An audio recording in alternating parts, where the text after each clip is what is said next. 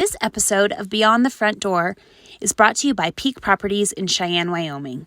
With over 75 years of combined experience in real estate, it's our goal to help clients buy and sell and save by providing the information you want and the professional services you expect. Let us help you with your residential, commercial, HUD, income-producing properties, as well as vacant land and rental needs. To learn more, visit www.sellcheyenne.com. Okay, welcome. You're listening to Beyond the Front Door podcast with Lindy and Rhea at Peak Properties, and we bring you real estate stories that inspire you, educate you, make you laugh, cry, cringe. All of the above. All of the above. Come on in. We put the real in real estate. Yes. And today our guest is Brad Steil. Not with the S. Brad Steil from Steil Surveying. And my dad actually works for him. It has nothing but nice things to say. He does, and he really loves it.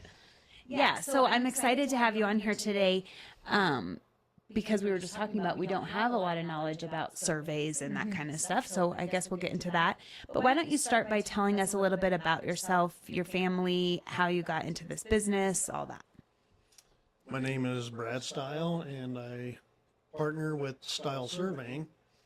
And basically, I've got a wife of 20 years coming in November. 3 Congratulations. kids, Yep. and 2 dogs, 2 little pugs. Oh, we like little dogs around here. Yes, we I know do. your dad would appreciate that Yes. because he loves little animals. Yes. He loves animals. But I've been surveying since probably 1989. But before that, I was off and on because my dad owned the business. So Okay. I did that for every summer during the school years and stuff like that. So Sure. Here in Wyoming, all of it here in Wyoming. all of it here in Wyoming. Wonderful. And then are you from Cheyenne? No, not originally. Okay. Originally, we came from Minnesota. Oh, I come from And- Minnesota as well. Same thing, long time ago. 78 was me. Ah, I was 82, so we're very close. close. I think there was a migration happening to Wyoming during that time. Yep, it must have been. But yeah, Dad was working for an engineering surveying firm in Minnesota at that time. They got Okay. transferred out here, and they all started a business at that time. And basically what happened with that business is they decided to go ahead and pull the plug. And with that being said, a bunch of surveyors and engineers started their own business at that time. Oh, So very in nice. 1982, Steil Surveying was established. Wow, that's a great. Yeah, you always think I think as parents, when you start businesses, that you can pass it down to your children, and sometimes that works out, and sometimes it does not. So in your case, it did. Right. For me, it did work out, but I haven't been able to tackle that with my kids. Yeah.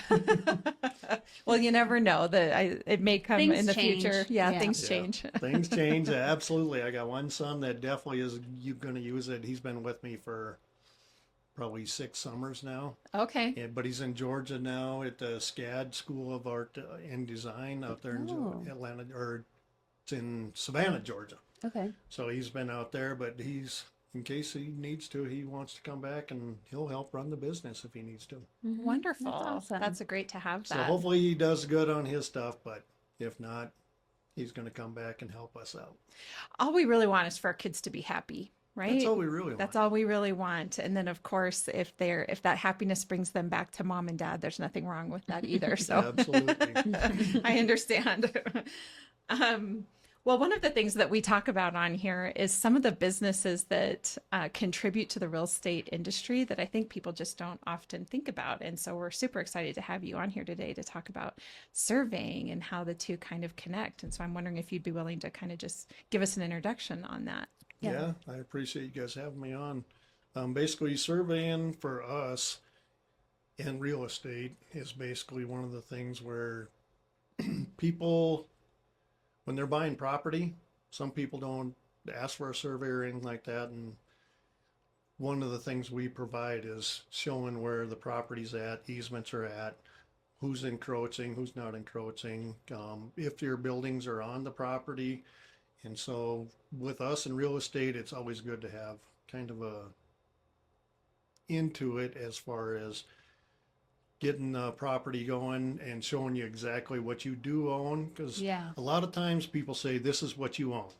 because the house is there, and so you don't know where the actual And what we, boundaries I mean, you're probably gonna like cringe thinking this, but we really just pull up the tax assessor's site and then go Yeah. to the map, and then I go, see, it's a square.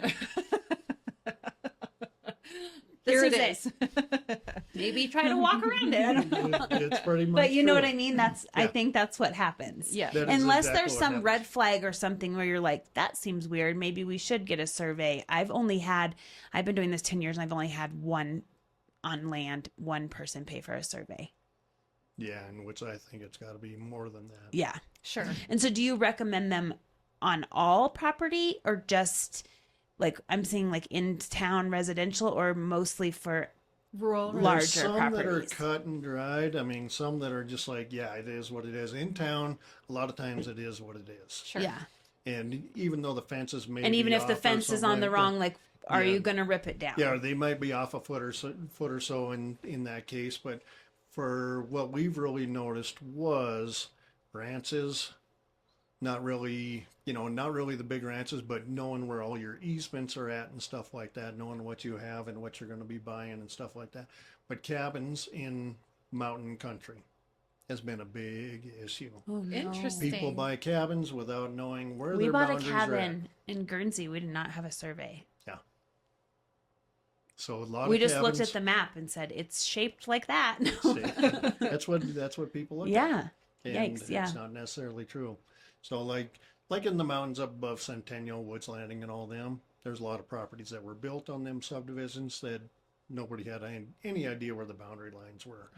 So a lot of times when you're buying real estate, you want to know exactly where the properties are at Right. and the buildings, the boundaries, the easements and all of that stuff so you know what you're actually buying. Mm-hmm. So you don't have to go to the neighbor and say, you know what, I think I'm on your property or you're on my property. And we've had a lot of surveys with that. And the GIS is one, it's kind of a depiction of something that just shows you about where your boundaries are at. Okay. Sure. But we get a lot of surveys on it because all of a sudden it shows that the houses or the fences are 10 feet over or something like that. So people will say, I think I own half of that guy's property. And so we get surveys on that. And so GIS is just kind of a general idea of where your boundaries at, the houses and all that. Is that the same with any of those like apps like Land, something where you Yeah. can like walk it? Yep. Same. It's just kind of, it's not completely accurate. Not Yeah. completely accurate by no means. So, is there a way to describe? Because when it comes to surveying, there's a tool that's used for that, correct? And We see these things on it.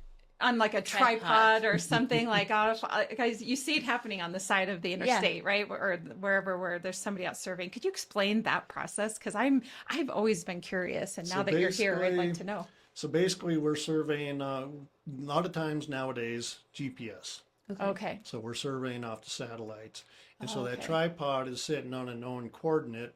And then wherever we go to take our shots and stuff, all the coordinates get put onto that point. And so you can put it in the real world and measurements and everything. So you take the shot, you download it into the computers and stuff like that, and you know exactly what your measurements are. And so that base station that you're looking at is actually talking to the satellites up above us, and it's triangulating up above back down to the guy that's running what we call a rover. So Okay. you'll see a guy with a collector and a rod moving around doing stuff. He's taking shots to go ahead and store it from the satellites, and then everything gets downloaded into the computer, and then our drafters draft it from there. Technology. Yeah, it is. Technology is one of the biggest things in our Has it business. changed a lot? Yeah, that's what I was just going to ask. It changes a lot, and you don't think it can get better, but every time it does get Yeah. better. I've So been when you doing it first got since, into yeah, it, what did it look like? no satellites whatsoever. In No. paper. It was just the Adelites, the electronic distance meters, which were just coming out at that time.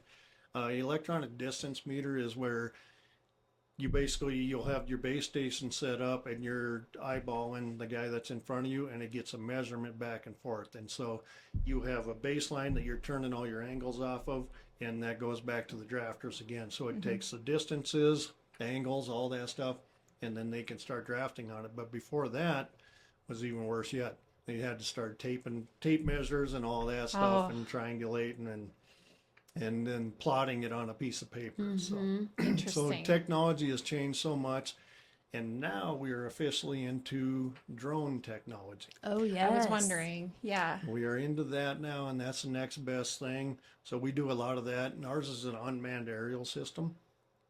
And basically, we program it before we go on out in there, out in the area. And the computer logs into the plane that we have. And then we tell it to fly this surface that we're going to be flying.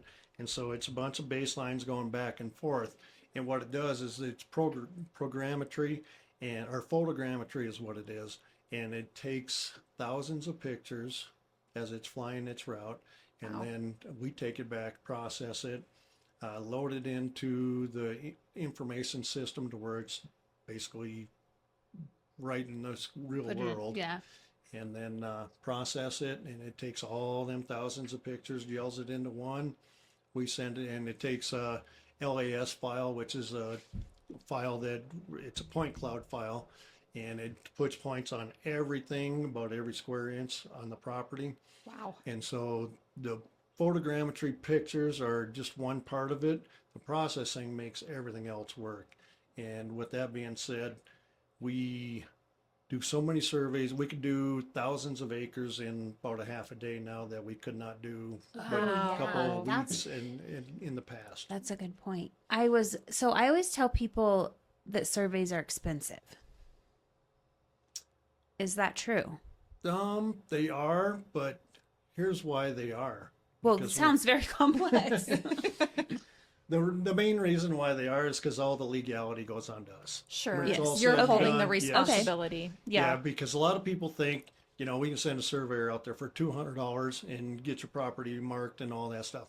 Well, what we find is we find errors in surveys and stuff like that. And so we've got to find out where the error was at, and we got to put it all in the right spot. And so people think that surveyors are expensive, but we're really not, because all the legality is on to us. Okay, when that it's makes all sense. said Yeah, and done. I just wanted to be able to know what I'm telling my clients if I'm telling Yes. them. And it's a really good idea to have it done, especially if there is any kind of concern in the property, because when it's all said and done, when we're done, all the legalities are off of you. Right. And the one I did have was in Medicine Bow. And so that was one of the biggest things because because I'm saying that's where it is, I don't know that. You know what I Right. mean? I don't want to be telling someone, here's your land. And then they own it and they find out it's actually over here. I Well, went to the wrong that place. happens all the time. Yeah. So I was like, you definitely need a surveyor, and then you need someone. They actually had someone walk the property too afterwards Yes. with them. Yeah, so a lot of times we'll stake out the boundary, and if they need to, we'll lay out line points in between the boundaries so they know exactly where their exterior boundaries are at. And a useful thing is by locating the houses and the buildings and stuff like structures on the property, if they want to do additions later on, they Yes. know they can have an extra room, or they know what the rules are Sure. and regulations to know basically how they can add on to their properties and stuff. So I guess that was going to be my question next is what can somebody expect if they are, let's say they're looking at purchasing a home on 20 acres or something west of town, and they want to have a survey done of their property, and they call you and say, I'd like to have a survey done of a property I'm looking at purchasing. What happens next? What's the process So involved? basically, we'll research the property, make sure we know the description of the property and what the boundaries are going to be that we're going to be looking for. Okay. Then we'll go out there and look for the boundaries, mark them on up, mark the property lines and stuff like that. Shoot in all their buildings and all of that stuff, and locate or do a bunch of research for it too, and make sure we got all the easements located or Right. found and stuff like that. And Okay. so we can so by the time you're all said and done, we'll provide you with a map with everything that's on it and everything that's on your property, so you know exactly what you're buying and what you're going to be owning. That sounds like a really great thing to have. I agree. Yeah, and worth the investment just to know exactly where you stand, because Yeah. inevitably, especially when you have neighbors, something may arise, and so Well, it's and just I had nice. one this last year. I had a client buy a property out east of town, and then they did the title search, and they looked for everything, and they looked for easements, and they didn't find one. And she has a easement, and now they're wanting to build a road, and it wasn't found. It's like from 1920, something. Yeah. So now she's there's a going lot back of- to the title company, and Sure. Yeah, a really good thing is to have a title research done on your Yeah, property. sure. Yeah. So you know everything that's going to be on there. So if the client doesn't request that, sometimes we do. Yeah. Because we want to know everything that's on that property. And Yeah. so they start at about $250 to start doing that. But it might get more intense depending on what's all on the property. But there's landowners that really want to know exactly what's well, on there. nowadays I feel like it's probably becoming even more because you really want to make sure you know what you own. Yes, because there's a lot of legalities and everything nowadays. Yep. You really want to know everything that's on the property. Yeah. Yeah. So do you obviously get a lot of people who hire you because they're going to expand their property or build something. Yeah. Like I didn't even think of that. I mean, obviously I live in a neighborhood, so I don't think of some of these things, but if you lived on land and you wanted to build something and it was close to the property line, you might want to make sure before you Yeah, you want to know exactly where your property line's at so you don't build over it. Even in town. And all I People can think that- of is fencing. Like fence has to be an issue between property lines, correct? Yeah. Like, Every house I've bought already had a fence, so I didn't have to figure out if I was building it in the wrong place. but then Yeah, it's like a and you don't tree know if being on. that's And now I don't the know if right it's place. in the right place. Yeah. Yeah. So Yeah. when you are buying and you want to build a fence, you want to have a survey done beforehand. Yeah. Okay. That way you and the neighbors never have any kind of problems later on down the line. Yeah, you don't want And to be if you get tearing along down with your a fence. neighbors, they might pay for half of it. Yeah. Or they may say no. Is the survey the cost based on like the size of the property or how much work it is, or is it No, like we a usually do base research place, or- we do research to know what we've done in the area. Okay. And if there's, if the property corners are in the area, or if we have a bad time with, we never find anything in this area, that's where the price is at, especially Okay. in town. Out of town, when you're doing full section type works, ranch type works, then we're based on the original surveys from the 1800s. Oh man. We're trying to find the public land survey system monuments at that time, which are stones that were set back in the day. But in town, it's just all based on what you found in the area. And if you haven't found anything, the prices go up because you're going to be searching yeah. across quite a few city blocks and stuff like that. Sure. But if if it's a new subdivision, you're going to find the corners, and then the price goes down. Yeah. So Okay. it really is based on what you know. Old town is more expensive than new town. Okay. Sure. And then what we talked a little bit before we started about survey states and non-survey states. Being that I've only sold real estate in Wyoming, I've heard people from other states say something about a survey, and then don't I just get a survey? And I was like, oh no, No. you have to pay for that. It's extra. You can totally get one, but so there's states that what do you think about that? Do you think that's a good thing or bad thing? I think it's a great thing. Good thing. Yeah. I think it's a great thing because then people, a lot of states out east basically require a survey before you buy it, so you know what you're buying and stuff like that. Wyoming is not that same way. You can buy a piece of land unknown, and you might not even know if there's an easement into the land. You may buy 40 acres out in the middle of nowhere, and there may not even be an easement to it, and you'll never know it. So a lot of that stuff is coming up nowadays to where, okay, I'm buying this property, how do I get to it? And so that's one of the big things is just knowing how you're going to get into it. And so surveys are required for that. And I think it's just a great thing to know what you're going to get and how Yeah. you're going to get into the place. Yeah. Because if you're buying a piece of property that's landlocked, do you- you've got what to are you talk to a gonna lot do? of people to try to Helicopter get down in. exactly, or pay Then a you're lot of going to money. try to sell it, and then you're going to have and a you problem. can't sell it either. Yeah, Well, that's what I was going to ask. What do you find to be the biggest problem that arises once people get a survey done? And it does sound, is access to the property. Is that one of the biggest Yeah. issues? yeah, that's probably one of the biggest issues. Interesting. Especially in some of those places like that. Like I've sold lots of land in Medicine Bow. They have a couple subdivisions over there, and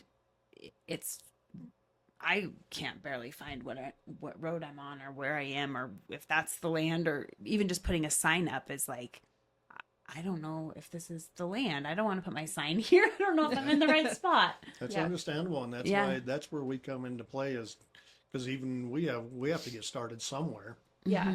So we're in the same boat you guys are. If we've never been out there, it's hard to get started. So you have to find a starting point, and then that's where you start knowing, you start going around the boundaries, and you start knowing who's who and what lot is what. Because like you said, you don't know. You just stick a sign out there, and I could be advertising the wrong property for Yeah. sale. yeah.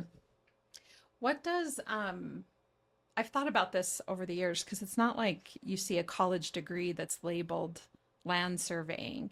What does I'm just out of pure curiosity, and I know this isn't completely real estate related, but if somebody, what is the education or experience, or what's the, you know what I'm talking about? Like what if a person's going to get into surveying, or if they want to come work for you, or whatever the case is, what Is it a lot of math? Is it a what lot is of it? engineering? Yeah. What is it? Yeah. Yeah.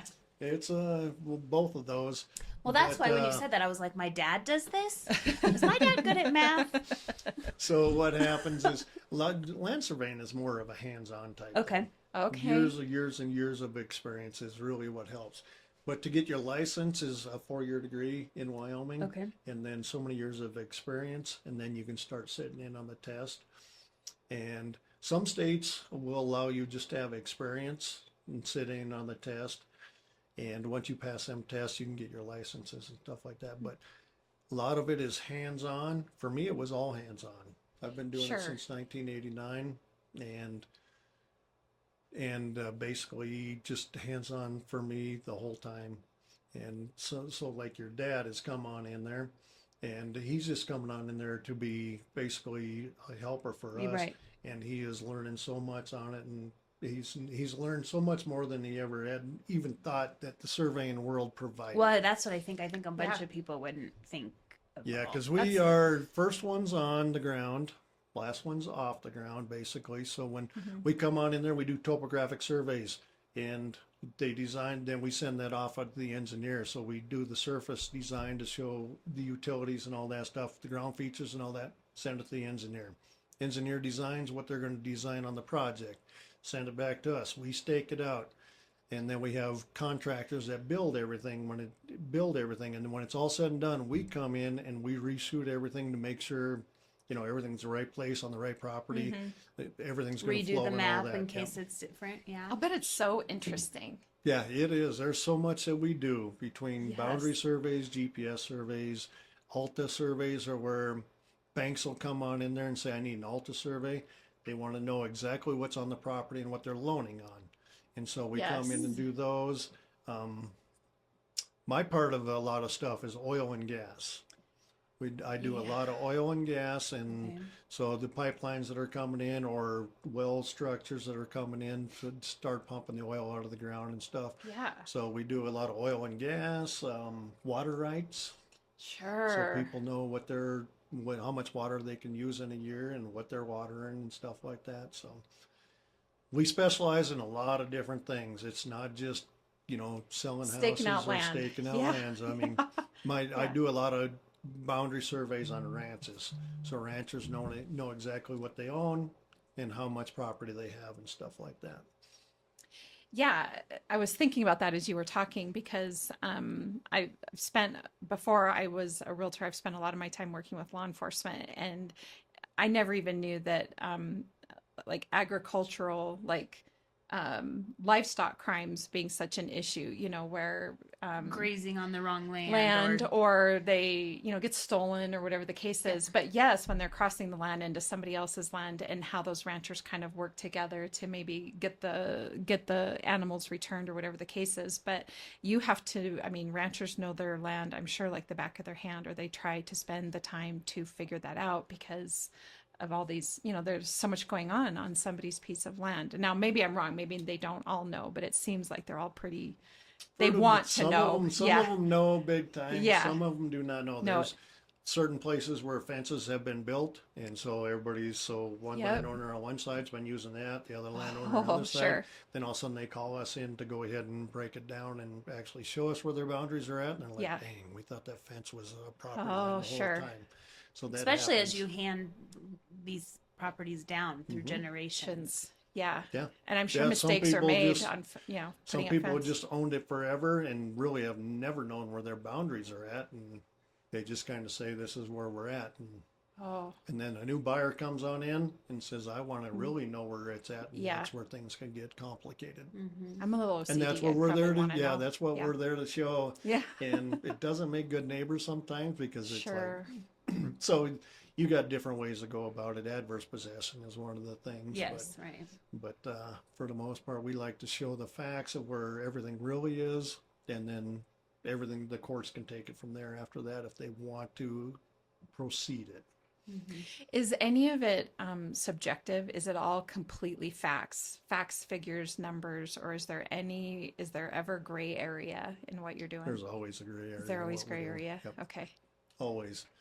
Because the original surveys were done in the 1800s, and if they screwed up back in the 1800s, and we Oh, find stuff where it's at, it's really, that's where it's at. You okay. cannot change what the original surveyors did back in the day. I see. And so where we find it's at, so a lot of people say, I bought 640 acres. And it comes out to 570 acres because the original survey was, they come up short, or they had some errors in their survey and all that They stuff. didn't have the technology back Yeah, then. they didn't. They used Yeah. chain and compass, and that's all they had. They don't have the GPS like we do. So Yeah. we find the evidence and then tell everybody where it's at, and then it maybe come up to 570. It may come up to 700 acres. Just depends on the error. And so where if it looks like it's never been disturbed, that's where the boundaries are at. And so a lot of people don't know. So the original survey system, which was set in 1 square miles back in the day, and it's one of the neatest things about my job is because it's kind of like detective work. It's hard to find these stones that were Sure. set back in the 1800s. Yeah, I bet that'd be interesting. Yeah, Yeah. it's the funnest part of the job for me. Everybody else likes, there's certain guys in our crews that like other stuff, but for me, it's kind of like detective history. work and just traveling through the footsteps of the surveyors. It's making me way think back in of the day. TV show Yellowstone in 18. Do you watch those? Yeah. Yeah. It's making me think of those shows where they came and Put the stake on put the their land. stake on their land. Yeah. Yeah, because that's kind of what it was. And, Uh-huh.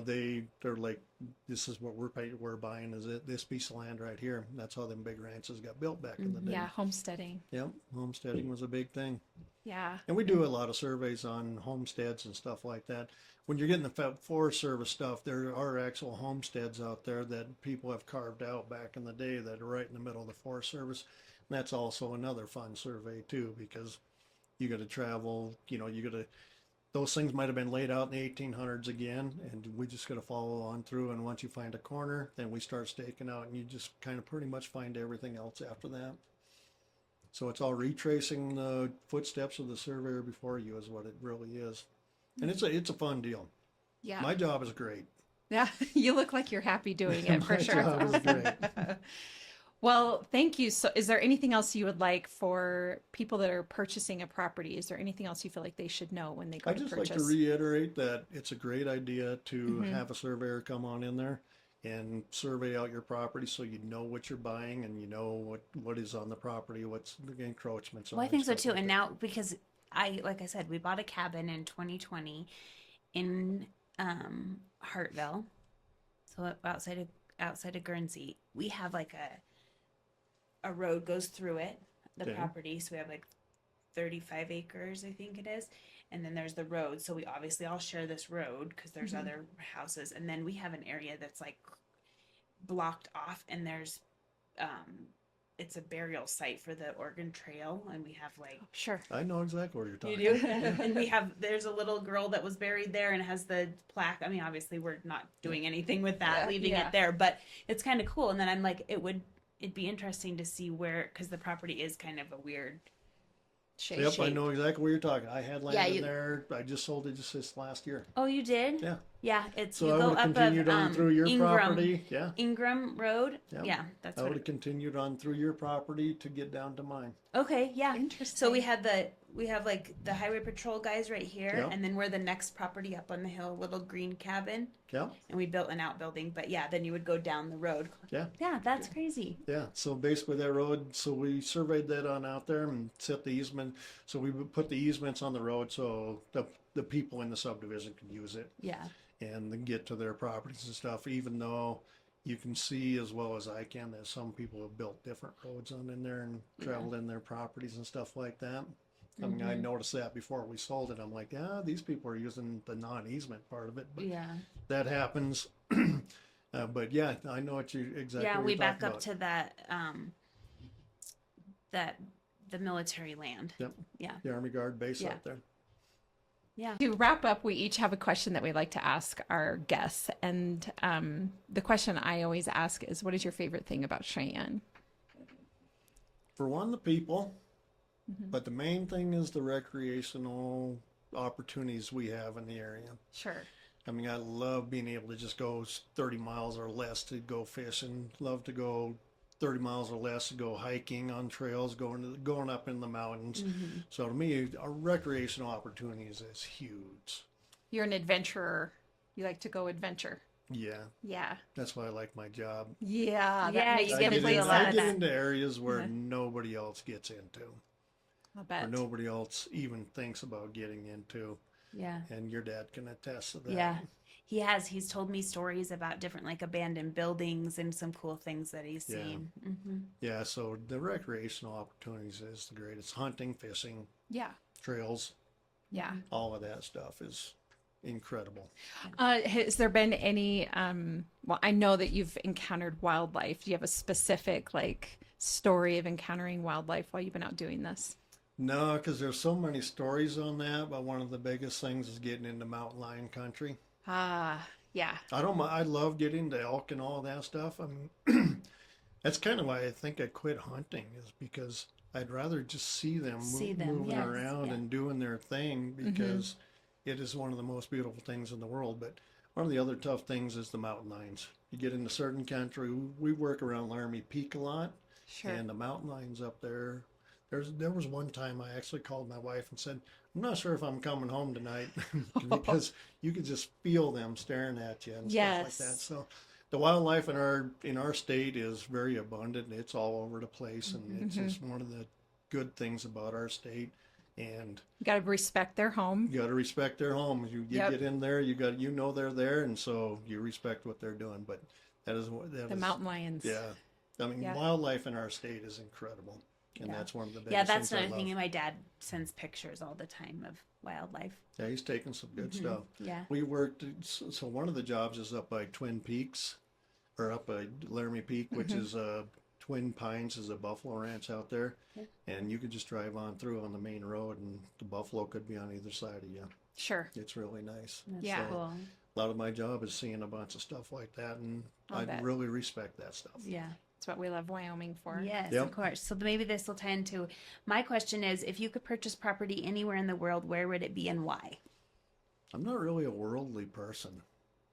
So I would say for me, anywhere possibly in the mountains. I've been to Mexico and I would love to own some land on an ocean out there, Yeah. stuff like that. But maybe one of the biggest things for me is just owning land on a lake somewhere. That's We have a amazing. pontoon boat, and I would just love to dock it instead of trailing Trail- it to yes. a lake. Yes, I that's what I know. want to. And We so- want lakefront Lakefront property. Exactly, property. How do we lakefront get that to property. Wyoming? We don't. We And don't. From being from Minnesota, Yes. that is one of the biggest That's things. what 'Cause- where she gets it to. Yeah. Yeah, because Yeah. the land of 10,000 lakes is really the land of 10,000 I used to lakes. spend my summers on Lake Minnetonka. Mhm. And so whenever we've talked about this, that's been my exact thing too. Like I love Wyoming, but the thing I miss is the lakefront property because Yeah. it just is with all the trees and like you say, the ability to dock right there. Yeah. It's just And then just go fishing and just go Yeah. wherever you want. want to I go. mean, Yep. So that's probably, Like I said, I'm not a worldly traveler, but I would love to do something like that. Yep. Love to have that. Completely agree. Well, just so you know, your answer isn't that uncommon. It seems like those of us that live here in Wyoming choose to live here very intentionally. This is kind of where we want to be, is Yeah. this environment. And so that Yeah, we completely moved makes in here sense. from Minnesota, and I've never Not left looked it. back. Nope. I know. We'll never. Yep, us either. So Yeah, anyway. well, thank you for being here. Yes, thank you wanna so much give for your being little- on. Oh, yes. So, for our listeners today, I'm Ria and this is Lindy, and we're realtors here at Peak Properties. And so, if you're looking to buy or sell, please get a hold of us. You can find us on www.sellcheyenne.com as well as on all the social media channels. And of course, you can listen to Beyond the Front Door podcast on YouTube, Spotify, iHeartRadio, and Apple Podcasts. Yes, So, thank you so much. Picture? Yes.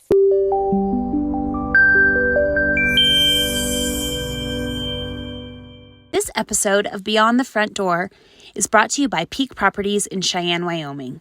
With over 75 years of combined experience in real estate, it's our goal to help clients buy and sell and save by providing the information you want and the professional services you expect. Let us help you with your residential, commercial, HUD, income-producing properties, as well as vacant land and rental needs. To learn more, visit www.sellcheyenne.com.